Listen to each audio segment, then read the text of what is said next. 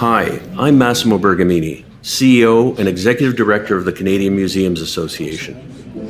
Canadian museums are at a crossroads. Hit hard by the pandemic, some stand accused of discriminatory hiring practices and toxic work environments. Others are facing calls for repatriation of Indigenous objects and for truthful narratives of Indigenous history. Not surprisingly, our museums are dealing with many of the same debates besetting the larger Canadian society. Join us for our three-part series, Unvarnished, which examines the state of museums today, viewed through the lens of our recent conference theme, Dismantling Foundations to Build a Better Tomorrow.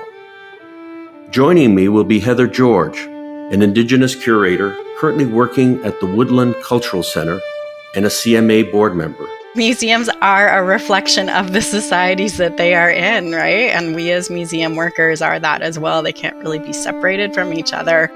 And I certainly say that in terms of Indigenous realities, both socially and politically, they're so interconnected. And Luann Neal, a member of the CMA Reconciliation Council.